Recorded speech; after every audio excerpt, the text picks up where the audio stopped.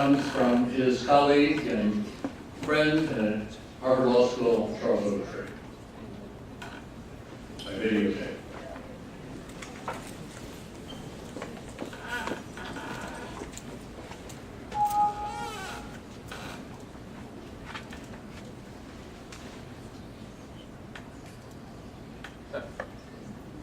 Hello, my name is Charles Ogletree. I'm the Jesse Clinical Professor of Law here at Harvard Law School and the founder and the director of the Charles Hamilton Houston Institute for Race and Justice.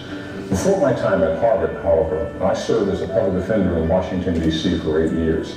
It's those 8 years that crystallized in me the importance of the right to counsel. It was in 1963 that the Supreme Court heard the case of Clarence Darrell Gideon, a young white man who was charged with a misdemeanor burglary in Florida, and yet didn't have a lawyer, and didn't have representation, and had no funds to buy one. And the Supreme Court decided in 1963, with an opinion written by Justice Hugo Black, and a unanimous opinion, that Mr. Gideon and defendants like him would have the right to counsel going forward.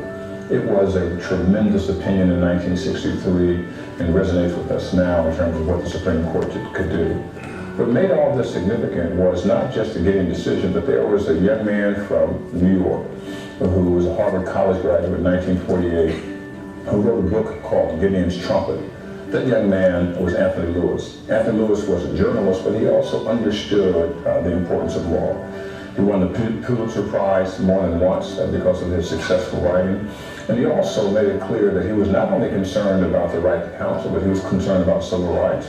He had grave concerns about the war in Vietnam. He had very many concerns about the issues of race in America. What makes this so important is that 50 years ago, the Supreme Court understood the right to counsel and the need for it. And yet today we find ourselves with people in jail without lawyers, without representation, and some of them even facing death penalty. So we have a long way to go. But we should celebrate the Gideon decision and celebrate the important work that Anthony Lewis did in making the Gideon decision so important. So he was very much involved in everything that we think about today. So as we celebrate Gideon and celebrate Anthony Lewis, we do so recognizing that things changed tremendously 50 years ago. And yet the case and Mr. Lewis are reminded that we have to be just as diligent in the 21st century as we were in the last century. I salute Anthony because I had a great time with him here in Massachusetts, spending time with him and his wife, Margie Marshall, on Martha's Vineyard, and talking about the great things that were accomplished, and yet we had a long way to go.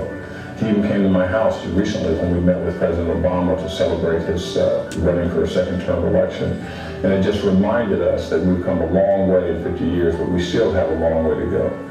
So today, let's salute Anthony Lewis for the great work he did, and salute Clarence Darrell Gideon for the important decision he made as a poor man, as a white man, pushing for justice.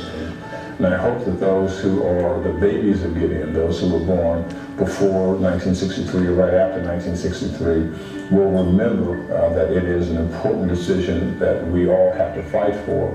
And we have to make sure that we are Gideon's legend of leaders in the 21st century, and will bring back the right to counsel and make it very effective in the 21st century. I hope you'll join me in this struggle, because it's a struggle that continues as we go forward. Thanks to Anthony Lewis, and thanks to Clarence Darrell Gideon. Thank you very much.